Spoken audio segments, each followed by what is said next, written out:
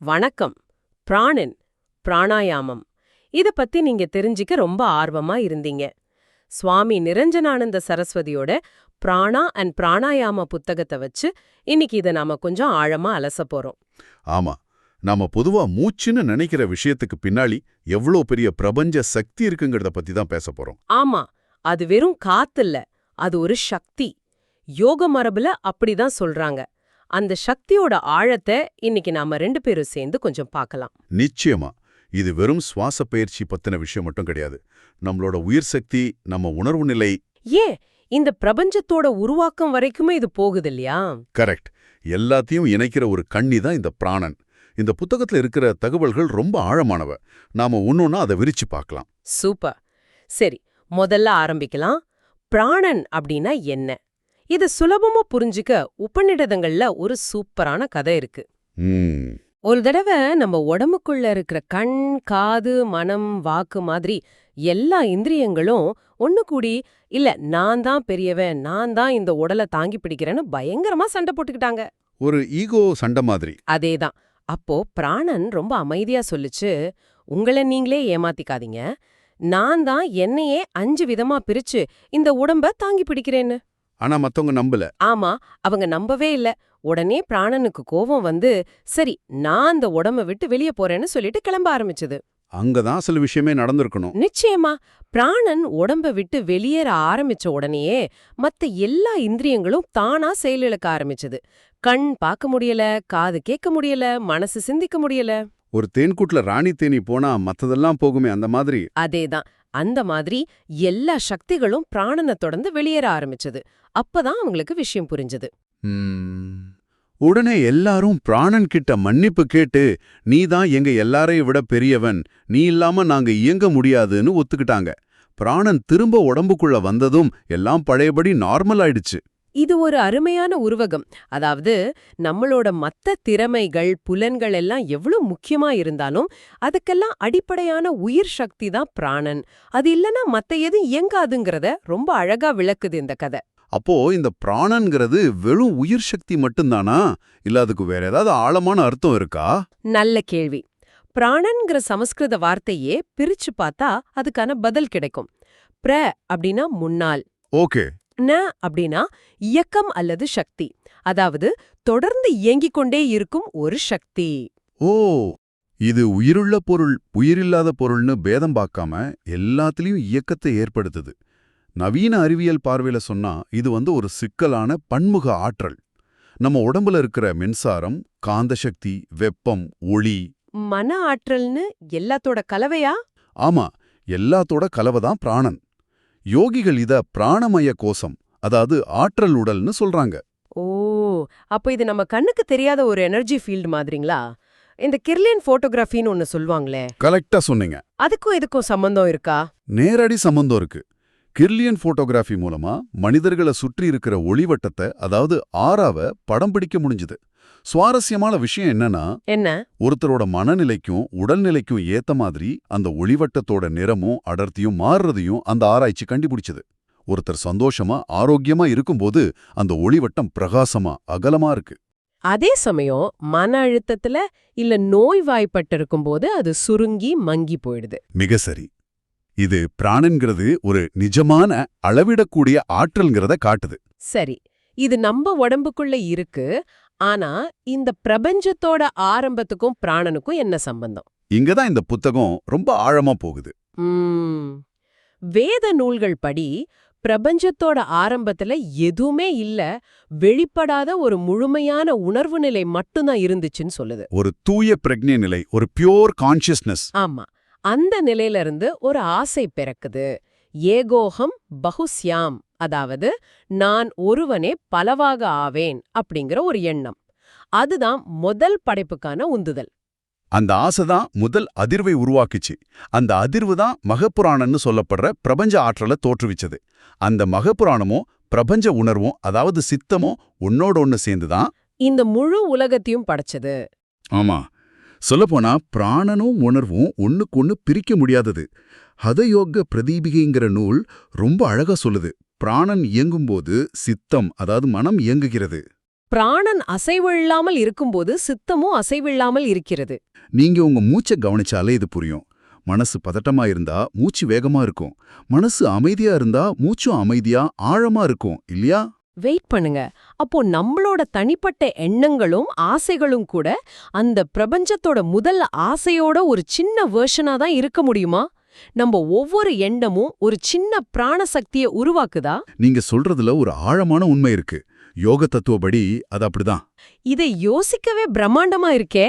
நம்ம ஒவ்வொரு எண்ணமும் ஒரு குறிப்பிட்ட அதிர்வலை. அந்த அதிர்வலை நம்ம பிராணனை பாதிக்குது. அதனாலதான் நேர்மறையான எண்ணங்கள் நம்ம ஆற்றலை அதிகரிக்குது, எதிர்மறை எண்ணங்கள் நம்ம ஆற்றலை குடிக்குதுன்னு சொல்றோம். சரி, இந்த தத்துவம் எல்லாம் கேட்க நல்லா இருக்கு. ஆனா நம்மளோட அன்றாட வாழ்க்கையில இதை எப்படி பார்க்கறது?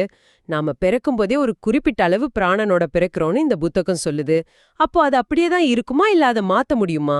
கண்டிப்பா மாத்த முடியும். அதுதான் இதுல இருக்கிற நல்ல விஷயம். நம்மளோட பிராணனோட அளவையும் தரத்தையும் நாம தினமும் தீர்மானிக்கலாம். நாம சாப்பிடுற சாப்பாடு, சுவாசிக்கிற காத்து, நம்ம எண்ணங்கள், செயல்கள்னு எல்லாமே இதை பாதிக்கும். இதுக்கு ஒரு அருமையான உதாரணம் இருக்கு. பிரான்ஸ் நாட்டைச் சேர்ந்த ஆண்ட்ரே சைமன்டன்கிற ஒரு விஞ்ஞானி உணவுகளோட பிராண மதிப்பை ஆங்ஸ்ட்ரம் அலகுகள்ல அளந்தார். உணவுகளோட பிராண மதிப்பா? அது எப்படி? ஆமா, ஒரு பொருள் எந்த அளவுக்கு உயிர் சக்தியோட அதிர்வுகளை வெளியிடுதுங்கிறத வச்சு இதை அளந்தாங்க. அப்போ ஃப்ரெஷ்ஷான பழங்கள், காய்கறிகள்ல 8000 10,000 ஆங்ஸ்ட்ராம் வரைக்கும் உயிர் சக்தி இருக்கிறத கண்டுபிடிச்சாரு. ஓ, ஆனா சமைச்ச இறைச்சி, காஃபி, பதப்படுத்தப்பட்ட உணவுகள், வெள்ளை சக்கரை இதிலெல்லாம் பிராணனோட அளவு கிட்டத்தட்ட 0 இருந்துச்சு. அதனாலதான் யோகிகள் எப்போதுமே சாத்வீகமான தூய்மையான உணவை சாப்பிடணும்னு சொல்றாங்க. நம்ம பாட்டிங்க சொன்ன வாழையடி வாழையா ஃப்ரெஷ் சாப்பாடு சாப்பிடணுங்கிற விஷயத்துக்கு பின்னாடி இவ்ளோ பெரிய அறிவியல் இருக்கு. ஆமா, சரி, சாப்பாடு ஒரு பக்கம். காத்து எப்படி நம்ம பிராணனை பாதிக்குது? இதுவும் ரொம்ப முக்கியமான விஷயம். நாம ஒரு மலை பிரதேசத்துக்கோ இல்ல ஒரு அருவி பக்கத்துலயும் போகும்போது ஏன் அவ்வளோ புத்துணர்ச்சியா உணர்றோம்? ஏன்னா அந்த இடங்கள்ல காத்துல எதிர்மறை அயனிகள், அதாவது நெகட்டிவ் அயான்ஸ் ரொம்ப அதிகமா இருக்கும். கரெக்ட். இந்த எதிர்மறை அயனிகள் நம்ம உடம்புல இருக்கிற பிராணனோட அளவை பல மடங்கு அதிகரிக்குது. ஓ, அதனாலதான் ஒரு க்ளோஸ்ட் ஏசி ரூம்குள்ளே நாள் முழுக்க இருந்தா நமக்கு ரொம்ப சோர்வா டல்லா இருக்கு இல்லையா? ஏன்னா அங்க பாசிட்டிவ் அயான்ஸ் அதிகமாயிடுது. மிக சரியா சொன்னீங்க. இது பிராணன்கிறது நம்ம சுவாசிக்கிற ஆக்சிஜனை விட ரொம்ப நுட்பமான ஒரு சக்திங்கிறத காட்டுது. இதை நிரூபிக்க ஒரு அற்புதமான சோதனை செஞ்சாங்க. என்ன சோதனை? சுவாமி நதபிரம்மானந்தான் ஒரு யோகிய ஒரு காட்டு புகாத கண்ணாடி அறைக்குள்ள வச்சாங்க. அதே மாதிரி வேற அறைகள்ல ஒரு குரங்கையும் ஒரு மெழுகுவர்த்தியும் வச்சாங்க. சரி, என்னாச்சு? 3 நிமிஷத்துல ஆக்சிஜன் இல்லாததால மெழுகுவர்த்தி அணைஞ்சு போச்சு. 15 நிமிஷத்துல அந்த குரங்கு மயக்கமாயிடுச்சு. ஆனா சுவாமி நதபிரம்மானந்தா என்ன பண்ணாரு? 40 நிமிஷத்துக்கும் மேல மூச்சு விடாம அமைதியா தபலா வாசிச்சுட்டு இருந்தாராம். அப்பா, 40 நிமிஷம் மூச்சு விடாமையா? இது எப்படி சாத்தியம்? நம்ம உடம்புக்கு ஆக்சிஜன் இல்லாம எப்படி இயங்க முடியும்? அந்த புத்தகம் இதுக்கு ஏதாவது விளக்கம் கொடுக்குதா? அந்த புத்தகத்தோட கருத்துப்படி சுவாமி தன் உடம்புல இருக்கிற பிராணசக்தியை நேரடியா பயன்படுத்திக்கிட்டார். நம்ம உடலுக்கு தேவை ஆக்சிஜன் மட்டும் இல்ல, பிராணன்தான் முக்கியம். பிராணனோட ஓக்கம் சரியா இருந்தா ஆக்சிஜன் தேவை குறையுது. இது பிராணாயாமத்தோட உச்சக்கட்ட நிலையில சாத்தியம்னு சொல்றாங்க. ஆமா, இது பிராணன்கிறது ஒரு பருப்பொருள் இல்ல, அது ஒரு நுட்பமான சக்திங்கிறத நிரூபிக்கிற ஒரு சக்தி வாய்ந்த உதாரணம். ஓகே, அப்போ நம்ம உணவு, காற்று மூலமா பிராணனை பெறுறது ஒரு வகை. ஆனா இத நாமளே இன்னும் தீவிரமா, இன்னும் அதிகமா நம்ம கட்டுப்பாட்டுக்குள்ள கொண்டு வர முடியுமா? நான் நினைக்கிறேன் இங்கதான் பிராணாயாமம் உள்ள வருது. ஆமா, இதுவரைக்கும் நாம பிராணனை பத்தி பார்த்தோம். இப்போ அந்த பிராணனை எப்படி விரிவுபடுத்துறது, எப்படி அதை கையாள்றதுங்கிற அறிவியலுக்கு வரும். அதுதான் பிராணாயாமம். நாம பொதுவா பிராணாயாமம்னா மூச்சு கட்டுப்பாடுன்னு நினைக்கிறோம். ஆனா அந்த வார்த்தையே வேற அர்த்தம் சொல்லுதுன்னு நினைக்கிறேன். பிராணா பிளஸ் ஆயாமா. இந்த ஆயாமானா என்ன அர்த்தம்? அருமையான கேள்வி. இதுதான் பலரும் தவறா புரிஞ்சிக்கிற விஷயம். யாமான்னா கட்டுப்படுத்துறது, ஆனா இங்க வர்றது ஆயாமா. ஓ, ஆயாமா. ஆமா, ஆயாமான்னா பரிமாணத்தை விரிவுபடுத்துதல் அல்லது விடுவித்தல். ஆக பிராணாயாமம்னா பிராணசக்தியை கட்டுப்படுத்தி அடக்கிறது இல்ல, அதனோட பரிமாணத்தை நம்ம உடம்பிலும் மனதிலும் விரிவுபடுத்துறது. இது ஒரு மிகப்பெரிய மனநிலை மாற்றம். வாவ்! அப்போ இது ஒரு கட்டுப்பாடான பயிற்சி இல்ல, இது ஒரு சுதந்திரமான விரிவாக்கம். சரி, இந்த விரிவாக்கத்தை எப்படி செய்யறது? பிராணாயாமத்துல 3 முக்கியமான நிலைகள் இருக்கு. பூரகம், அதாவது உள்ளிழுத்தல். ரேசகம், வெளிவிடுதல். அப்புறம் கும்பகம், மூச்சை நிறுத்துதல். நாம பொதுவா உள்ளிழுக்கிறதையும் வெளிவிடுறதையும் தான் மூச்சு போயிடுச்சுன்னு நினைக்கிறோம். ஆனா பதஞ்சலியோட யோக சூத்திரங்கள் படி பிராணாயாமத்தோட உண்மையான திருவுகோல் கும்பகம்தான். மூச்சை நிறுத்தி வைக்கிறது. ஆமா, அதுதான். ஏன் மூச்சை நிறுத்துறது அவ்வளவு முக்கியம்? அந்த கும்பக நிலையில தான் நம்ம உடம்பு காத்திலிருந்து பிராணனை அதிகபட்சமா உறிஞ்சுது. சாதாரண சுவாசத்துல கூட மூச்சை உள்ளிழுத்து வெளிவிடுறதுக்கு நடுவுல ஒரு சின்ன இடைவெளி இருக்கும் இல்லையா? ஆமா. பிராணாயாமத்துல அந்த இடைவெளியை நம்ம உணர்வுபூர்வமா நீட்டிக்கிறோம். அந்த அமைதியான அசைவில்லாத நேரத்துல தான் பிராணசக்தி நம்ம உடலோட ஒவ்வொரு செல்லுக்கும் போய் சேருது. சரி, இதோட நோக்கம் என்ன? இப்படி பிராணன் அதிகமா உறிஞ்சுறதால என்ன நடக்கும்?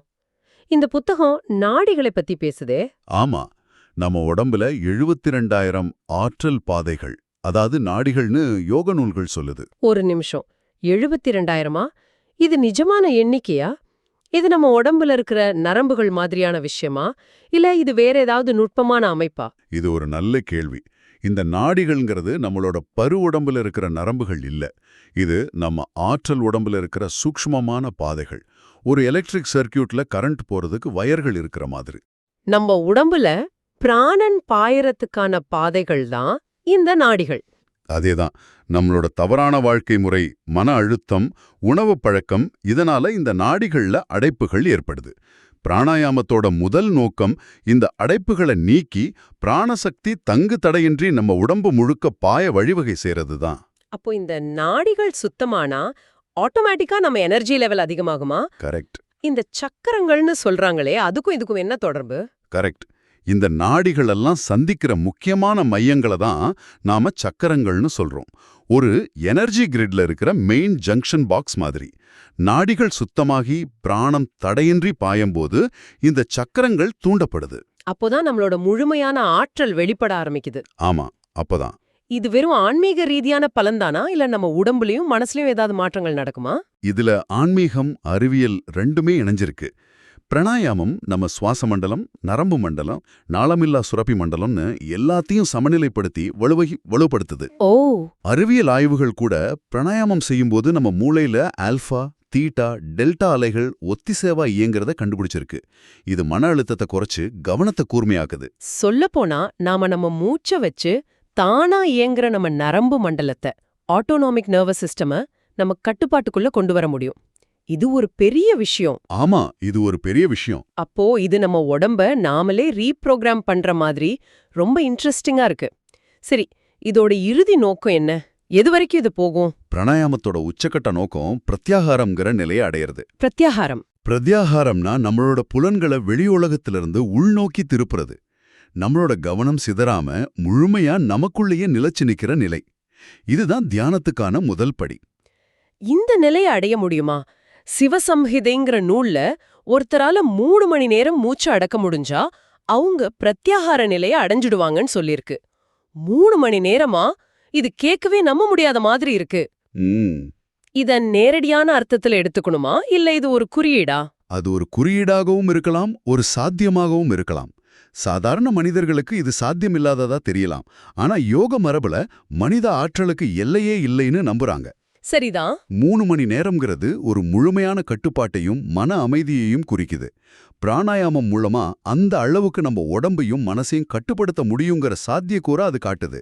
சரி, நம்ம பிராணன் என்றால் என்னன்னு ஆரம்பிச்சு, அது எப்படி பிரபஞ்சத்தை உருவாக்குச்சு, நம்ம அன்றாட வாழ்க்கையில எப்படி இருக்கு, அப்புறம் பிராணாயாமம் மூலமா அதை எப்படி விரிவுபடுத்தலான்னு ஒரு முழு சுற்று வந்திருக்கும்.